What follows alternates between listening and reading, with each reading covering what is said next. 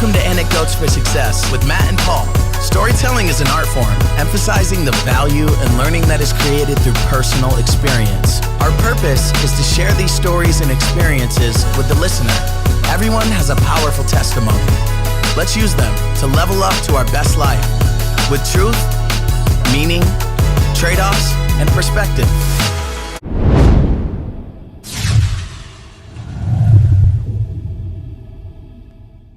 Big shout out to Isaac Mather for the new podcast intro. You can check Isaac's music out on all socials or directly at isaacmathermusic.com. So Mark, how are you? I know we've talked on the phone.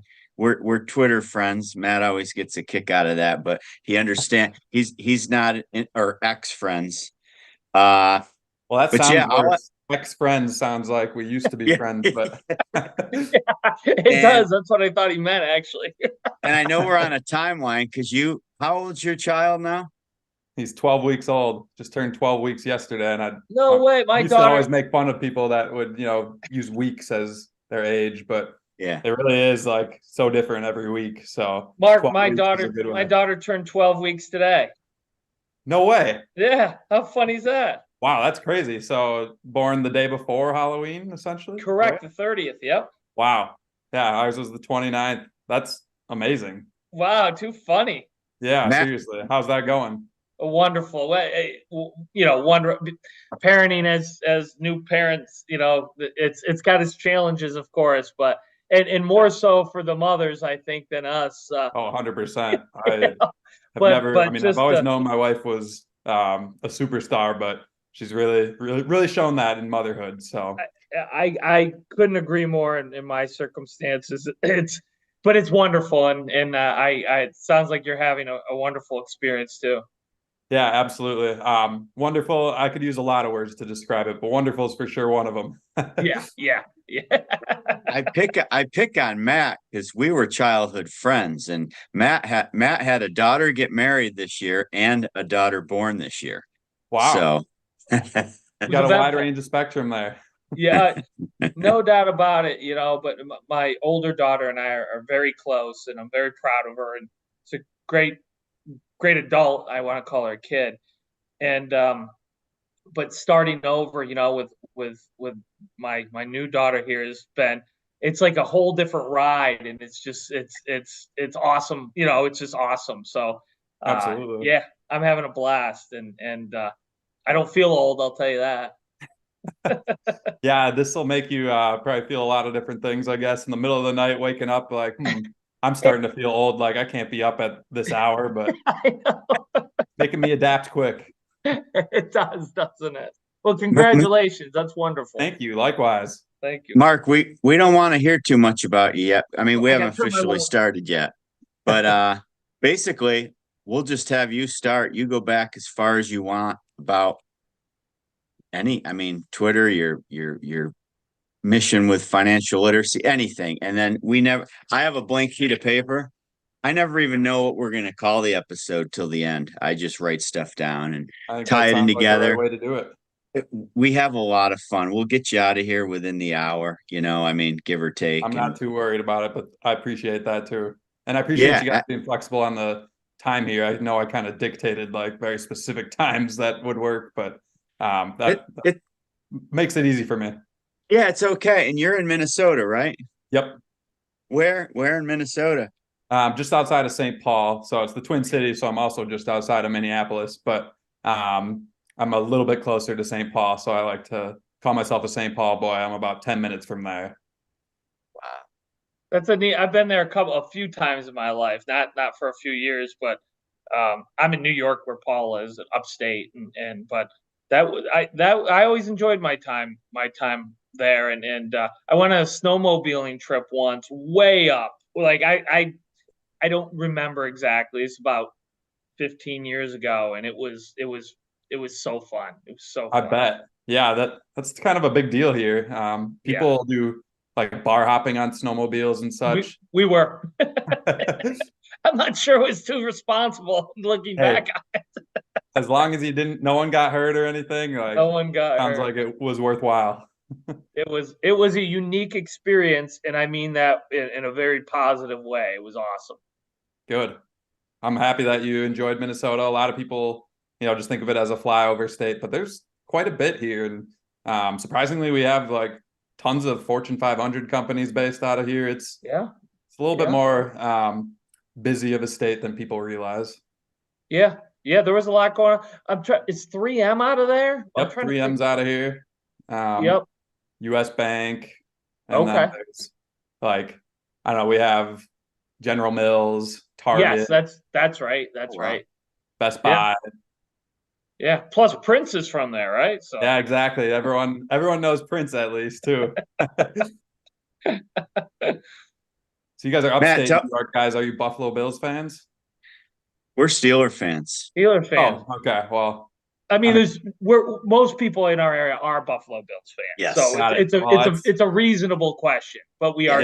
Paul and I just happen to be Steelers fans, but I would say that with we were rooting. I know we were texting throughout the game last night. We're hoping to see the Bills win and get a shot. The community really rallies around them. Maybe too much sometimes, but yeah. I mean, they're kind of known as like the craziest fans in the NFL from us outsiders, at least. And I'm sure I think it's well earned. I think as two people who live in this community, I don't think it's it's not just a rumor. I mean, they're intense. We're 2 hours, 15 minutes, 2.5 hours from Orchard Park, and I don't have enough fingers and toes to count the people that drive to every game. Even when they played the Steelers after the snowstorm and tickets were cheap, people just all jumped in their cars and went. It's insane. Oh my gosh. Yeah, that's dedication. I mean, this was supposed to be their year. I know they probably say that every year, but like it never looked like a better chance than this year with the Chiefs being kind of on the down, but can't ever bet against Pat Mahomes, I guess. No. Matt, talk about your background super quick, just so Mark knows, and then we'll get started. We're wasting valuable time here. It's all good stuff. It's all good content, Paul. Yeah. We're recording, right? So well, we could keep it, Yeah. Do you guys do any like cuts or edits or anything? Because you could just throw it in the middle or something. Not usually, unless there's a real reason to. But the whole point of our podcast, why we enjoy it and why we did it, was to have like real conversations, and not edit and cut. And we just, part of our value system, I guess, for the show, we just believe that's that's what we're about, And well, if you catch me rambling at any point, you can cut as much or as little as you want. I'm open to whatever. Mark, if Paul hasn't cut me yet, then chances are it won't. But no, just real quick, I'm an entrepreneur myself. I own a lot of Subway restaurants. I'm the largest owner of Subway restaurants in New York State, which is wild. Paul told me that, and we'll definitely have to touch on that in the episode. Yeah, and I'm into real estate, and I have a promotions business, and I'm involved in a few different things, but I'm just of that mindset. Let me put it that way. So I'm big into financial education and the future and all that kind of stuff. So and don't make any assumptions, Mark, because I don't know, and this is how it always is. So don't be offended. I don't know anything about you yet or anything like that. So. That's perfectly. I forgot to mention that I rarely tell Matt who the person coming on the podcast is. He knows nothing except what I've said already. All right, that makes it more fun. It makes the conversation more real. It makes it more real. We think so, for sure. And this started, and then we'll get started with your story. This started because Matt, when I took this job at the school I'm at right now and have a lot of flexibility to do things, I reached out to Matt for something and realized he's pivoted and reinvented himself in ways I never knew.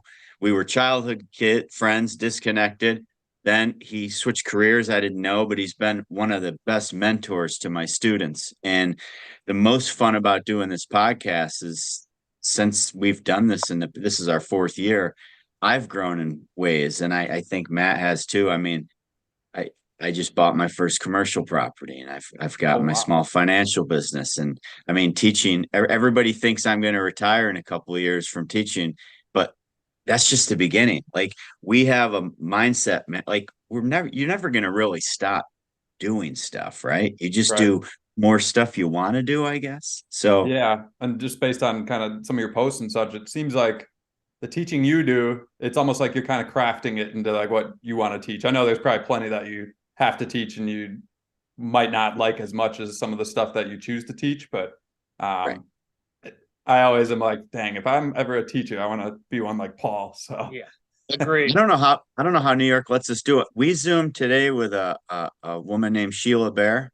She was the former chair of the FDIC. She was telling us about time with President Obama, and I guess in 2008 she was runner up for Woman of the Year to Angela Merkel. Oh my gosh, how did you and get a Zoom with her? Yeah, really. Mike Sheffer, a friend of mine that Matt knows, he has a financial not a company, but more like an online thing called Foolproof. And she's coming to our area April 9th to read. She has children's books like Princess Persephone lost her castle because she didn't understand how to pay a mortgage. And she's going to read to some elementary students, and we're going to have a lunch with business owners and the media. And the kids have to figure out how to raise the money to do it, which that's the fun part. So yeah, there you go. But yeah, real life I'm lucky. challenge. But tell us your story. You start. We're done talking for a while. Well, my story, I guess I like to usually start with, I'll touch on my childhood. I had an excellent upbringing. My parents, phenomenal people. I couldn't have written my childhood any different way because they just were so great to me and teaching me lessons and kind of letting me learn things by doing, as opposed to just having very strict rules all the time.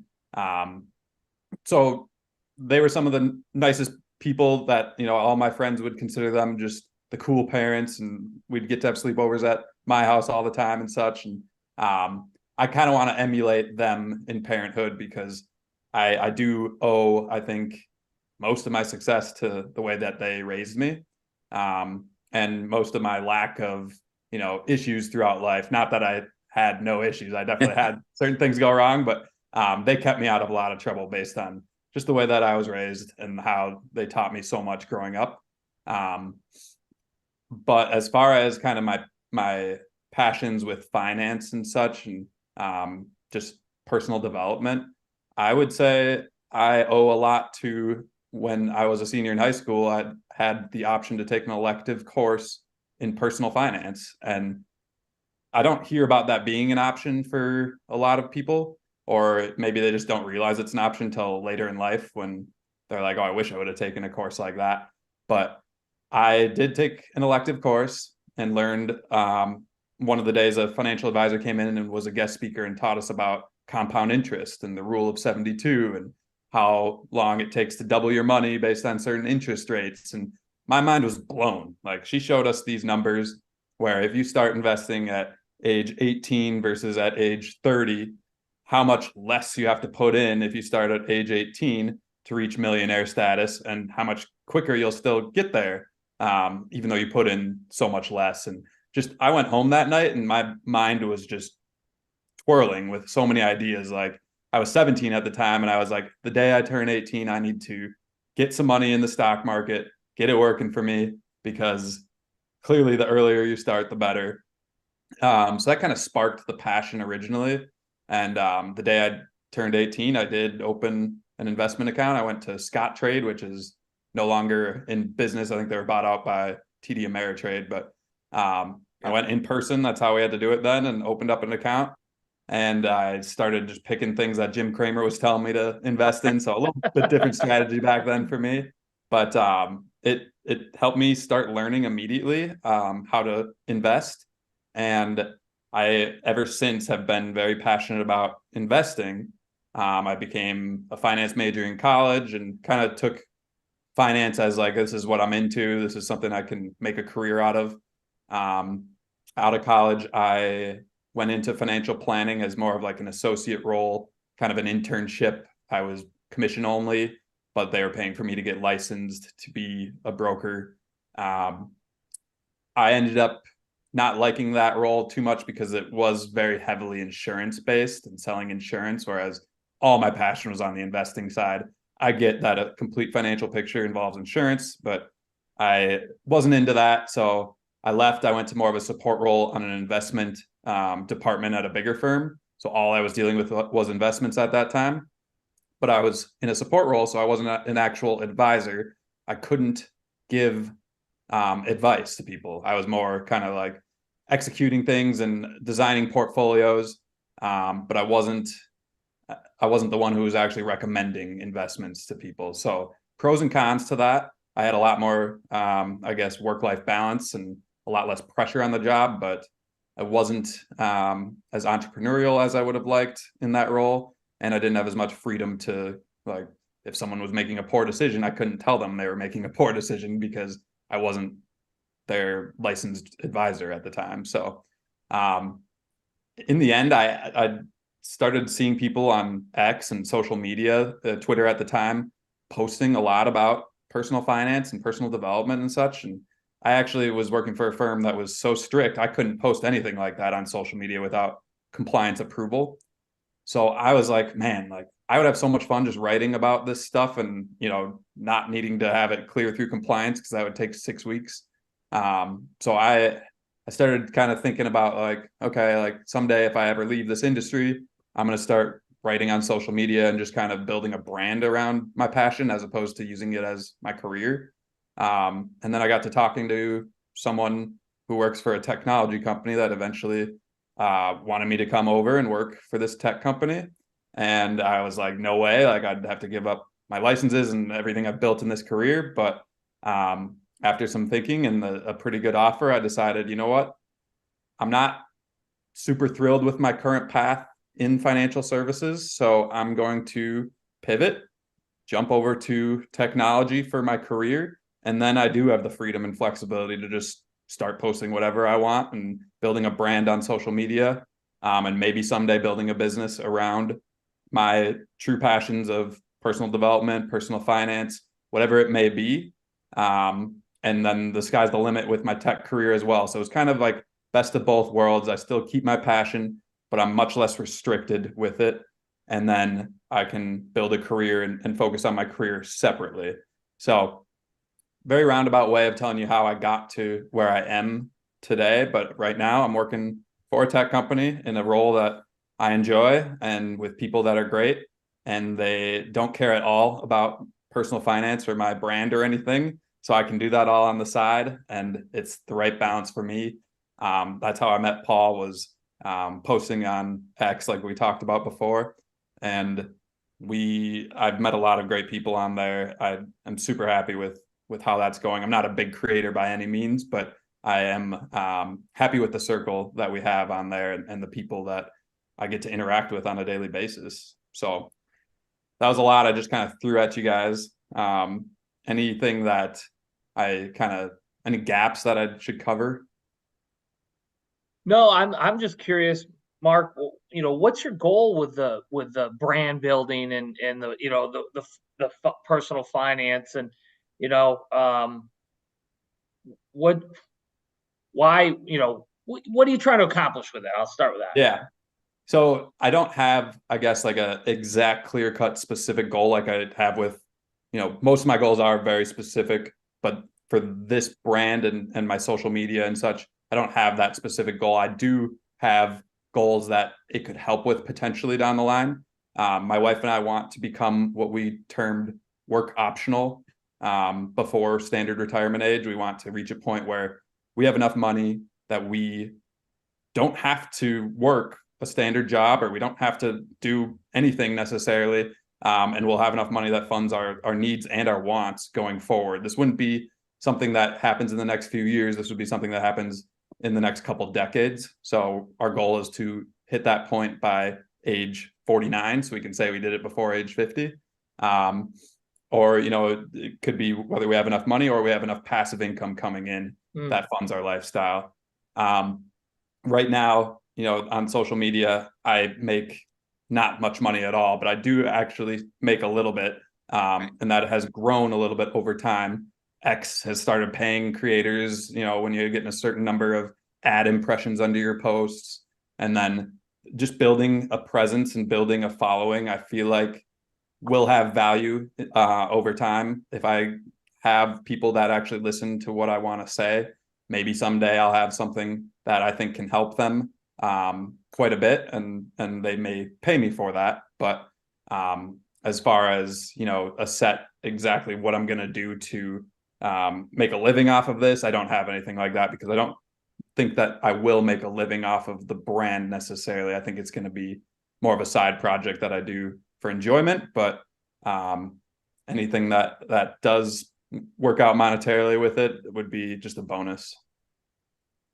It was important enough where you basically switch careers to keep pursuing it, though. So I think that's pretty special. Kind of. I didn't switch careers solely for that purpose. I did. Okay. It was a huge part of it, though, like you said. So I did feel like in my last career, I kind of had ran the gambit. I wasn't really going anywhere that I wanted to go. Like, I would have had to basically take a managerial route to like keep moving up where I was. And I didn't know if I wanted to manage people. So I said, I'm going to try the tech industry. I'm working for a company that's just like growing like crazy. And so opportunities are endless where I am, where I didn't feel that way at the last company. So it was a mix of things, but yes, it is something that I enjoy enough. And like, I could talk about 24/7, 365 days a year, personal finance stuff. And I couldn't talk about it at all at the last company. So it's kind of, other than strictly work stuff, it's kind of nice to have the freedom now. Why do you think you're so passionate about it? Outside of that story you told about being in high school, but what do you think resonates with you so much about it? And then to follow that up, what do you see from the average person, the people you work with, talk with, whatever? Like, what are you seeing out there when it comes to people's personal finance? I think my answer to both those questions will be pretty similar. I think that there's such a large gap in knowledge and just simple understanding and habits around this space, that people don't realize how the time value of money works. They don't realize that the smallest little decisions and the smallest little changes earlier in life can have massive impacts down the road. Just saving an extra $50 a month can lead to so much change in your life 30 years from now. And people, they don't think about that. They're all about instant gratification these days and very focused on the present, which is good. That's my weakness, is I need to focus more on the present. I'm very forward focused and future thinking, but I think people need to take into consideration their future a little bit more, and most do, just in different ways than I do. And it's something that I've always seen, and even with my friends, like they turn to me for questions about anything money related, and I take pride in that. And I don't have all the answers, but I'm always interested in trying to find them. And just because, I guess the way it resonates with me is because I do feel like I have a knowledge base that a lot of people don't have when it comes to that, or just an interest in having my future pretty much set up while I'm young. I don't know, if it's something just in me that, like, why I'm just a nerd, I guess, about money for whatever reason. But in the end, I think that people in general could use a little bit more education. And since, people are always complaining they didn't get that in high school, or, I wish they would have taught me this when I was young. I wish I didn't get into credit card debt. There are a lot of predatory things out there, like credit cards. The day I got to college, there were 10 booths set up trying to get kids to sign up for credit cards, and nowhere are they, there's no one shouting like, hey, like, if you do this, like, be very careful. It's all, hey, if you do this, you get all these reward points and you can use them on a flight to Mexico or whatever. And it's kind of sad. Like, I just think that there's a lot of backwards, what's the word, like, backwards, I'm trying to think of the word for, like, dialogue or whatever, a lot of backwards synopsis. I'm trying to think of that. I don't know, I lost the word. You can cut this part out. But no, I mean, you're talking, the things you're talking about are things Paul and I talk about, of course, and Paul's in the enviable position, in my opinion, where he gets to take these younger people and talk to them about this and how important it is, because everything you're saying in terms of the importance of it and what you see out there is, and I don't live in that world the way Paul does or you do, to that degree, but I pay attention. I talk to a lot of people. I work with people in other ways, and the biggest thing I see is just people that they don't know, and there's no knowledge. There's no, whatever conversation is happening, what little conversation is happening, generally tends to be, hey, you can't take it with you, so you might as well spend it. These terms we have that just say, do what you want right now, whatever makes you feel good. Don't worry about it. Just spend, spend, spend. And somehow that's going to lead to some sort of gratification, which never happens, by the way. And on we go. And then by the time, most people never figure it out. But by the time it's not long before you find out you're in trouble. And it's the lack of education. It's the conversations that do take place, I think, are so, I can't find the word either, Mark. They're just wrong. They're just the wrong direction. They're not, they're not the conversations we should be having, which is the conversation you started off with. Hey, if you start at 18 versus 30, let's put the same amount of money in, and then let's just hit some buttons here, and let's look at the number when you're 63 or 68 or 58 or what, pick a number. I don't care.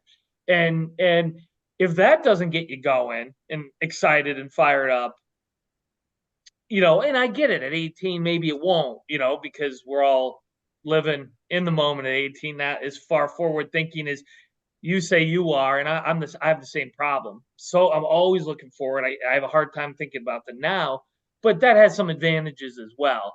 But I'm just curious on the people you talk to and what you think some of the biggest mistakes are, actually. Yeah, and you hit the nail on the head with what you just described too. I think people, it doesn't feel real until it's too late, like things such as debt or not investing, and then realizing, oh wait, I probably should invest, and oh wait, I'm not going to make as much as it sounds like a lot of people are making investing because I only have a 5 or 10 year time frame. Right. I see what you also just described as far as like people living in the now and such, that think, if I'm not able to take my money with me when I die, like what's the point in saving it, because tomorrow's not guaranteed. And I do think that there's good value in that. And like we said, like we each probably could learn from that too, and try to implement that a little more into our lives. But at the same time, there's absolutely a balance that we need, because future you is begging you right now to make good decisions. I love it. A lot of people have regrets on their deathbed of like, well, I shouldn't have, been as reckless when I was in my 20s or 30s or whatever. I should have, thought more about the future of my family, because now I have nothing to leave them, or whatever it may be. People tend to realize things too late as far as, hey, this is a smart thing to do, and it doesn't even take that much change in your life to save a little bit of money or to not spend too much money. That's kind of the two things it boils down to most, is you just don't have to spend too much often, and then you can maybe save a little bit. I just see people, like, lifestyle creep is huge. People get a raise, my teammates or colleagues at work or friends will get a raise, and the first thought isn't like, okay, great, now I can start saving for this. It's usually, okay, great, now like I have that new set of clubs I want to buy, I'm going to go get that. And then, ooh, I could probably put a down payment on this way too fancy of a car for me to be driving right now, kind of thing. And all that is fine. Like, everyone has their own passions. Like, some people probably look at what I'm doing and shoveling money into my investment accounts as wasteful too, but to each their own. And I think, some choices are going to feel great in the now, and some are going to feel great later. And I prefer the delayed gratification as opposed to the instant. So go ahead, Paul. No, it's, working with kids a lot.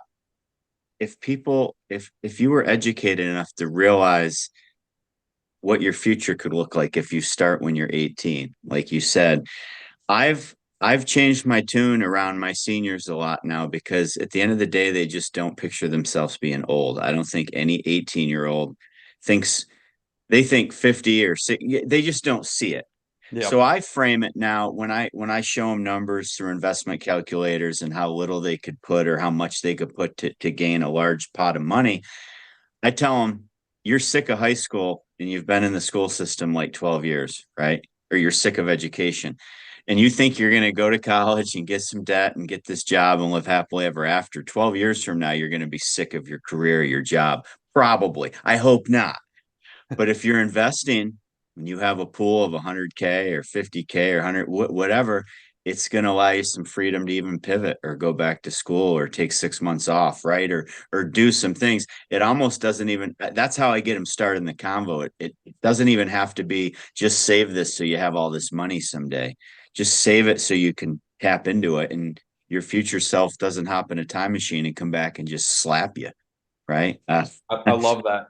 You're giving them a light at the end of the tunnel, essentially. Like, hey, yes, just use it. It can almost be like a plan B. Like if things don't work out, it gives you an out as opposed to, well, you're stuck. You have no other option in this career that you suddenly realize you don't like. Hopefully, like you said, everyone likes their career, but as we know, realistically, there's always going to be things people don't like about their career. So yeah, and some of it you might like your career, but just the world changes. There might be something else you like, and it's okay. And yeah, and I've also learned if you don't have any type of financial education, no amount of money is going to be enough. $1 million, 2 million, like look at lottery winner studies, right?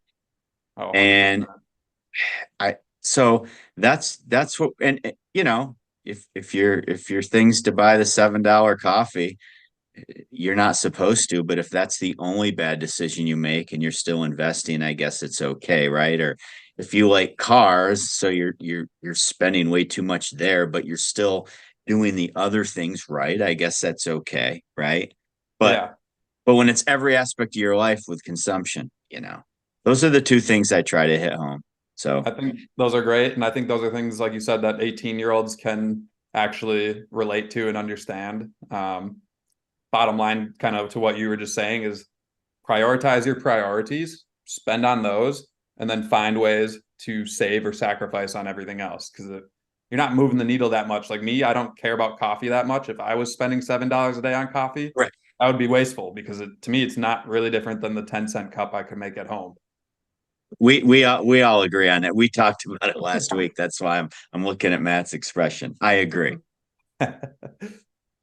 Is there well, I was going to ask you, Mark, if there's a formula you talk to people about and but before I do, what's your thought on like where I got, and as quickly as I got there, couldn't have been done through investing. Like take part of your money, and it had to be done through debt, all right, Yep. and risk. Leverage. Leveraging good debt and taking a risk in the sense of operating your own businesses and those kinds of things. And the advantage of that is, one, it's like what we're talking about, but it's on steroids. You can just go much faster and much higher, right? In ways you can't if you were like me before, where you're making an average salary and and you've got X amount left over, put it in the marketplace and wait for the next 30 years or 35 years, and then there's your payoff or what. But the whole time I'm making sacrifices, while I'm waiting that 35 years, let's say, right? I'm not doing some of the things I would want in terms of consumption. Maybe I want that $7 coffee. Maybe I want that fancy car. By the way, things that I don't want, but I'm just using, this is just an example. This isn't me. This is just an example. I'm just curious what your opinion on it is. And then you can go faster, farther, and then that allows for, would you use the term work optional, quicker, right? Younger. And then when you are not working, you have access to other things. You can both, I always say, I could go to Disney World when I was 35 and I can go at 48, and I'm going to Disney World either way. but the experience is nothing alike, right? Because of the resources and those kinds of things. But it comes at risk. It comes at taking on debt. It comes at a tremendous amount of time. I was not working 40 hours a week, right? I'm working 60, 70. There's all these trade-offs. What do you think about that? And everything's a trade-off, right? So I'm not saying that's better. I hope that's not what you're saying. I'm not saying one's I better understand for sure. What I am saying is I get people who I talk to a lot and they go, well, I want to get here and I want to get here in this amount of time. Because I've wasted 15, 20 years. I'm in debt. I want to get here, but they have no idea how to cut their consumption. The idea of working more than 40 hours a week makes them want to throw up. They've never done it. They can't do it. I mean, they can, but they can't. And so I hear those people, but it's or maybe they're just trying to get to retirement, right? Where they actually have some money and the clock is ticked too far along. So I talk to some of those people as well. I mean, do you have any strong opinions on the differences between what I just described and what maybe you're doing or what you would tell an 18-year-old? I wouldn't say strong opinions. I do think it's very based on personality and risk tolerance, obviously.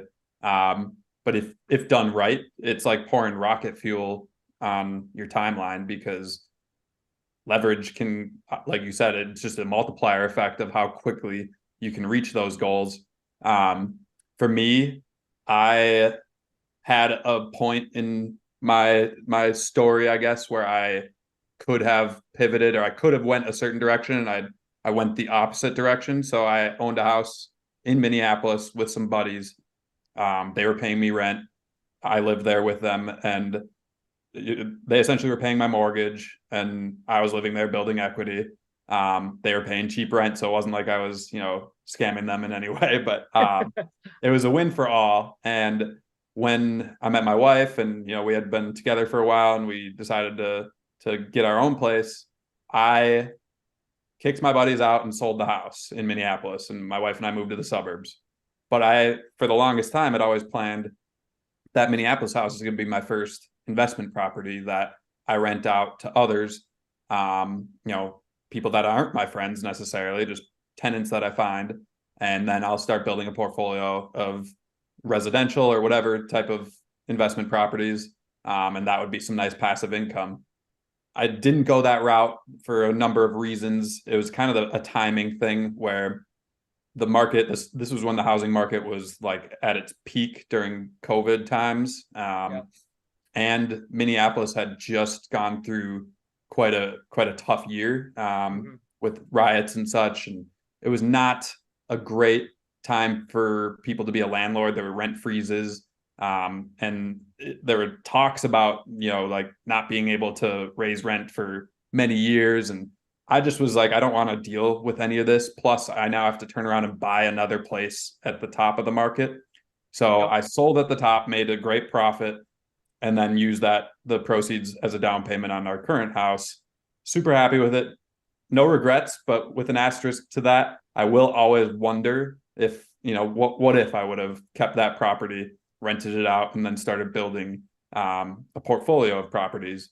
For someone like me, though, I don't like to, at 2 a.m. receive a phone call that's, hey, our furnace just broke and it's -5 degrees here, like figure it out. I know there's management companies and such that can help with that, but at the time I just made a hopefully not emotional decision, but I made a decision to go the other direction. And now I almost feel like, well, I should have, if I was gonna, play the leverage game, I should have kept that house. I should have started there. Now I would have to kind of figure out, all right, am I going to sacrifice investing for a while in order to, reach the point of a small down payment on a piece of property or whatever it may be? Because as you were describing, like people that don't want to work 60, 70-hour weeks, I don't think I could in my current spot in life with, a newborn, and we plan to have more kids in the future. And we just have a lot of, I guess, things that we like to do outside of work. And right now, that's why, I would be happy to find a way to provide capital for something like that. But obviously, if I'm not willing to put in the work, I don't know if I would be able to get the most value out of the leverage game. But I'm definitely open to listening to your rebuttal to that, because I'm sure, I know with your experience, you probably have plenty of ideas and options in your mind where you're like, well, he should consider this or that. So if you do, I'm all ears. Yeah, no, I everything you say is spot on in terms of, coming back to the trade-off conversation. It's like, you don't want that call at 2 a.m. I get them. I've gotten them. It sucks. It's everything you think it is. In a negative way. And then the argument could be, well, you can hire management companies. You can, but it comes at a cost, right? Like everything, it comes at a cost. And now, what am I looking at? For me personally, I don't sell assets. I've never sold an asset that I own 100% on my own. And I hope I never do. Although there would be times, of course, there would be time. And it's kind of for the same reason. Like, I feel like I feel the data shows I'm better off keeping them in most cases. Right. Right. I mean, that's it. It's not emotional for me. I don't fall in love with anything I buy. I only fall in love with people. I only love my family and my friends and Paul and I don't fall in love with assets or anything like that at all. They're just a means to an end for me. They're a tool, right? They're no different than this pen, in my opinion. It's a tool to get something done. So some people think that's why I don't like to sell, but that's got nothing to do with it. It's not, it's the debate, if there is one, is not much one, because I think, Mark, at the end of the day, you've got to figure it out. It's like, what do I want to trade for this, right? We all know that it's like, I like your rocket fuel analogy. Boom, I can go, but it's coming at a cost. I mean, I have a lot of assets, but know what else I have? A lot of debt, right? And now I have a lot more equity than I have debt. I have a lot more value than I have debt, and that's all wonderful on a spreadsheet. Doesn't help me. It doesn't make me sleep any better at night sometimes when you go, holy cow, how much do I owe a month? Yeah. Some of those kinds of things. And so there's risk involved there. I don't think there's a right or wrong, personally. You know what I mean? I think you said it comes down to personality. For me, what was right was doing what I've done. And I only regret not starting it earlier. But Mark, I was 31 before I woke up, and I was at a negative net worth, and I was just marching to the beat of that drum they've been playing me since I was 5 years old. Go to school, work hard, get a good job, get good grades. Everything will be fine. Then when you're 68, you can retire, and hopefully your hips work and you don't have glaucoma, and now you can go enjoy life. And I was doing that. I was on that path. And then some things happened in my life that were terrible at the time, but they're the best things that ever happened to me. And I went, oh no. And then I just started to read, and then I started to wake up. And then I went, for me, I want to get here. And I'm 31 now. Oh, and I don't have a job. So I got to make some changes here. And so for me, I was like, frankly, I didn't have anything to lose. That's one of the things that I get concerned about Paul's idea that he tells the students that I love. Hey, put in the money now at 18, and maybe at 30, 31, it's time to pivot. One of the problems that could be I could see with that, and Paul, we haven't ever even talked about this, I don't think, is I don't want to lose it. I don't want to lose it. You get tight, right? I've got this money. I own it. It's mine. I get like this. What got me here is not fear of losing things. It was a dream of living a certain life and having. What I want, Mark, for me, is I want time with my daughters and my wife, and I want to be able to do it in a way I want to do it when I want to do it. I don't want to. I want that freedom. Freedom's all I want. I don't care about money. I care about freedom, and I can only get it doing what I've done. I couldn't go back even at 18 and get what I want, because it requires a job and income and that kind of thing. But that's just me. You know what I mean? That's just me. For sure. I am not right. I'm just trying to do what's right for me and my family. So there's a lot of different ways of looking at it, and that's one of the things that's so exciting about it, right? Yeah, and it definitely sounds like, just from our short conversation here, I can tell like you are 100% the personality that can rock what you're currently doing. Like, you are clearly like willing to put in the time, but you also are not someone who wants to need to, turn to their boss in your 40s and be like, hey, is it okay if I take a day off? And like, you want to own your time. And I do too. Like, we have similar like end goals.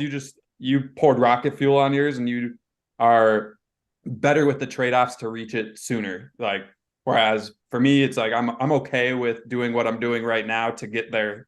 It'll take a little longer time, a lot longer time in the end, but it'll still get us there when we want to. And I have to, unfortunately, like, deal with some of the things that I don't like about, working for a big corporation and such, which, there's tons of pros and cons, obviously, but I don't have 100% control of my time. And Paul, I'll let you jump in because I know you want to, but in what you're doing, don't misunderstand the number of years, Mark, where I never went on a vacation. I missed softball games, right? And I missed spelling bees, and I missed family gatherings. Like, I'll never get that back. I'll never get that back. You know what I mean?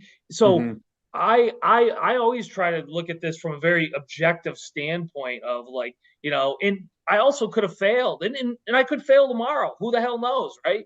So it's not, it's not a game of my way's better, because I don't even look at it like that. I'm still doing many of the things that you talk about.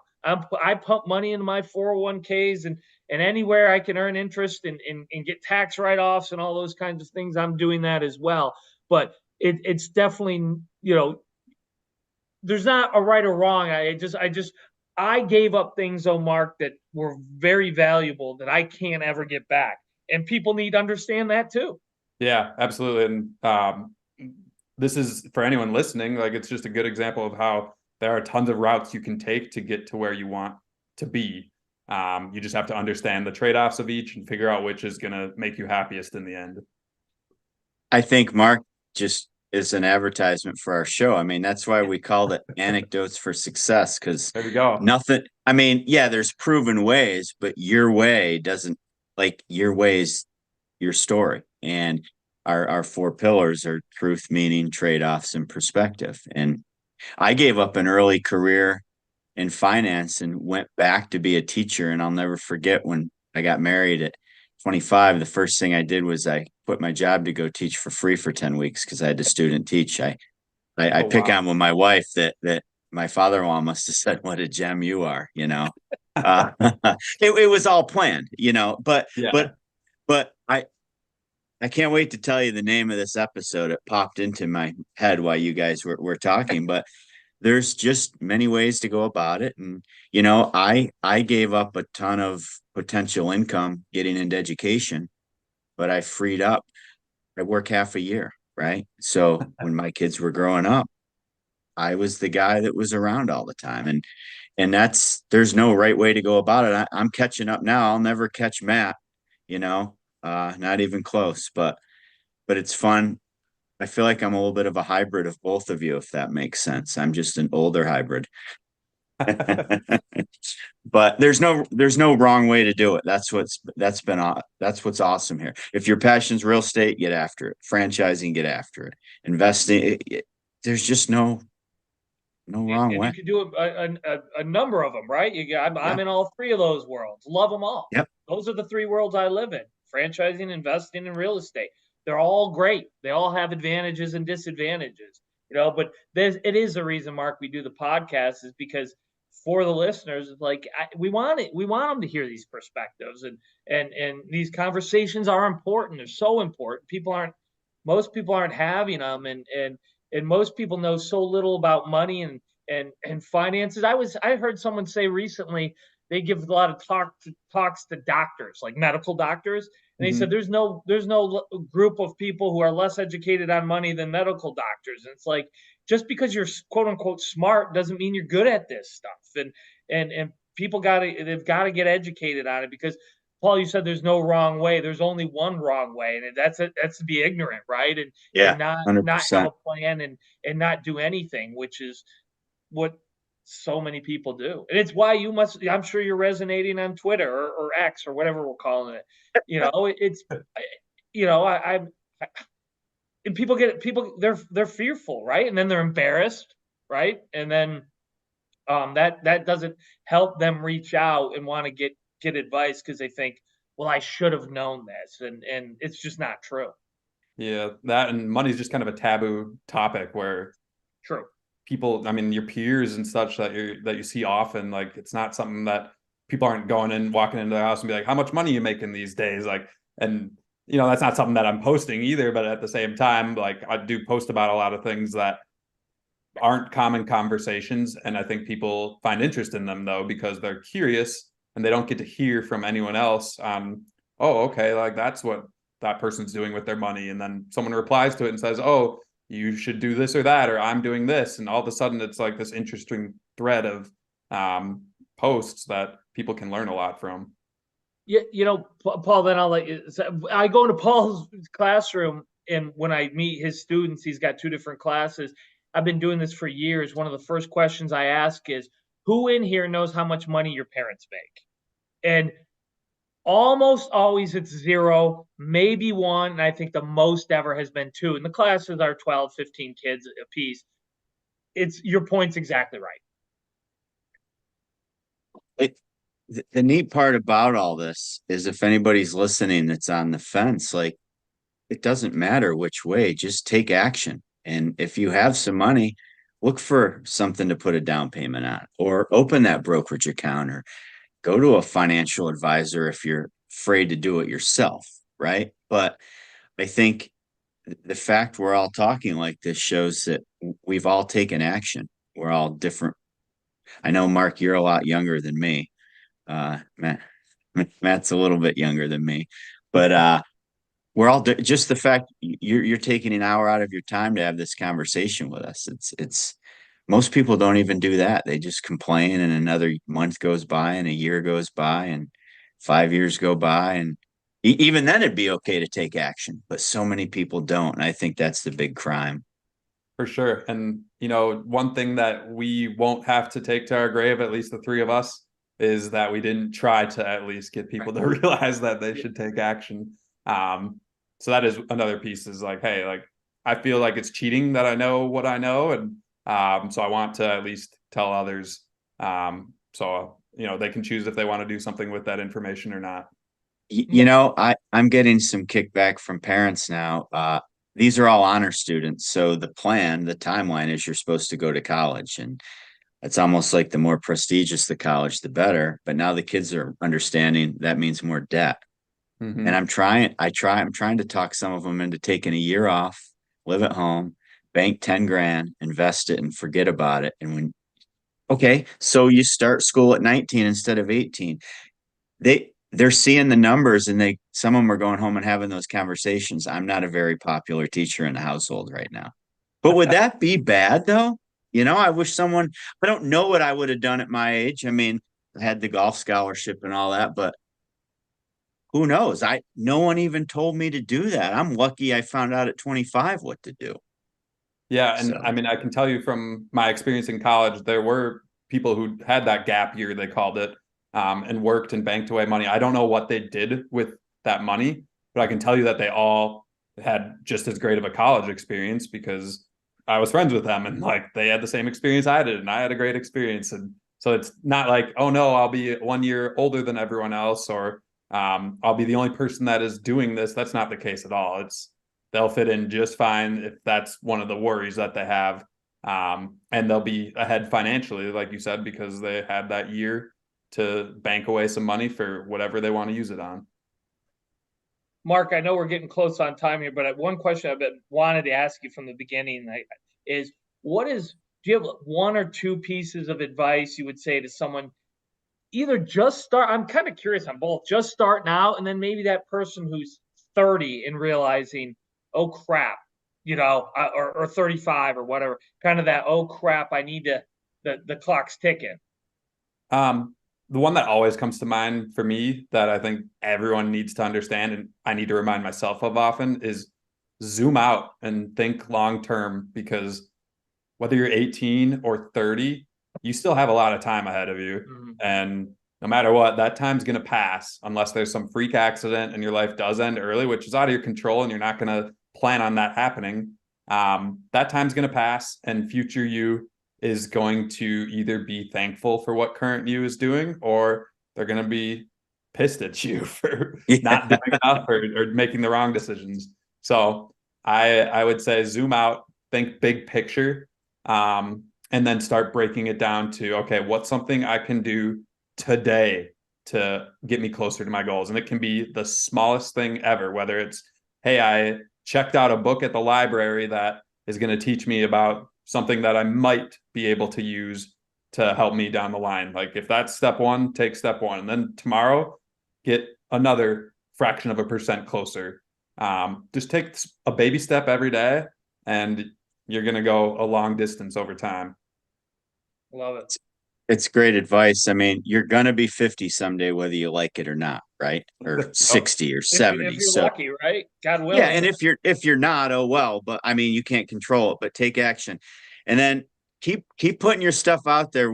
I bring up this guest every episode. We had a guest, Carol Sanford, on our show, and she's suffering from ALS, and we've had her twice on the podcast. And when it comes to advice, she's like, it's not advice. See if I say this right, Matt. It's not advice. You just keep putting your knowledge out into the universe, and the people that need it will find it and come to you. So I feel like that's X sometimes, because you have great advice and no one's using it. Not you personally. I mean, sometimes with what you tweet, but keep putting it out there. I appreciate that. And I agree. It's not everything's going to work for everyone. And some of the stuff that I say is probably terrible for certain people because of their specific situation. But I wouldn't say it if I didn't believe that there are people out there that could benefit from it. And oftentimes I think a lot of people could. So that's why I like to do it. And I'm always interested in what other people's opinions are too. So it's nice to have that platform to hear rebuttals and just see what other people are putting out there as well. Well, it was great having you on, and I'm going to continue following your journey on X, and we'll have you on again if you be game sometime. What we're finding now, it's fun to have people come on later and continue to see how they're growing or pivoting or changing or whatever. So yeah, absolutely. I had a great time talking to you guys. It was nice catching up, Paul and Matt. Great to meet you. I didn't get to hear enough of, like, we touched on, Paul, you got into commercial real estate, and Matt, like, your story, I feel like just there's so much to it that I don't know. So I'd love to hear more. So if we do another episode, I'm going to have a lot more questions for you guys. So I know time didn't allow it this time, but absolutely. Yeah, definitely love to be back. Hey, hold on one second, but it was great having you on. I appreciate it. Thanks, guys. All right, see you. Bye. All right. Hey, good jobs. I always mean to tell the guests stay on afterwards. Sometimes when I say see you later, they just vanish. Yeah, they jump. Yeah, we lose them. That's how I am in my work meetings, at least. I'm always like, oh, I got work to do. I'm out of here. Yeah, absolutely. I just need a picture for the bio cover. Okay. And I'll probably just use my X one if that's cool. Yeah, that's fine. Just send it to me, or I'll just steal it from there. We do them early in the week, and then every Sunday at 8:00 in the morning. It's just when I schedule it to be released, because usually that's when, if someone sends me something or asks a question about it, like Sunday is probably an easier day to answer back, right? Than the middle of the week. That's good to know, because I like to make sure I'm at least around to support it and stuff. I've only been on one other podcast, but like I was busy the night that he released it. So like 4 hours later I come on and I was like, oh, sorry, man. Like I would have reposted this earlier and such. I'll send it to you. And then I put some money into this AI software where I'll download this video and it pumps out all these little blurbs with the subtitles and stuff. That's cool. Of anything we say that's important. Sometimes you never know. Really? Even when it thinks it's important, I listen to it. It'll probably give me 30 clips, and I picked 3 at the most. Like, I just don't want trappa. It's got to be something cool that's 30 seconds, 20 seconds. Then it takes multiple clips from throughout the podcast and puts them together. It looks like it was one segment. Weird nice stuff. Montage. That's cool. Yeah. So I'll tag you in all that stuff, and Appreciate you respond, don't respond, whatever. Don't feel obligated if it's. Oh, well, if you tag me, I'll see it. So. Okay. As long as I didn't have something that like ticks a lot of people off. Some of my posts, sometimes I'll get a lot of replies of trolls that are just mad about what I said. And I'm like, hey, this was not to offend anyone. I was just telling you what I do. I'll end with this real quick. We started a TikTok account for the podcast because we're reaching young. Well, we're trying it, and I get probably 300-400 views for anything I put on there, those little clips. Really? But we had one last week. Here you got Matt, me, and we had a guy that has his own HVAC business, and he's a huge realtor in our area. And a lady commented, "Oh yeah, great advice on business coming from 3 people that probably don't make over 200 grand." That was her comment. And these people act like they know anything, and they know nothing. Yeah. So Matt helped me. I commented, I wasn't going to comment, but I commented back, "You're welcome on the show anytime." Oh, I like that. Why not? Right? Any response or no? No. Of course not, right? No, and it's even on TikTok. There's no picture. It's just an anon, whatever. But all right, guys, I got to get to practice. Thanks so much. You guys enjoy the rest of the evening with your newborns. Thank you. And thank you seriously so much for having me on. It means a lot that you asked me. We loved it. Thanks, Mark. Yeah, See Mark, you, Matt. appreciate it. Take care, Take guys. care. Bye-bye. Bye.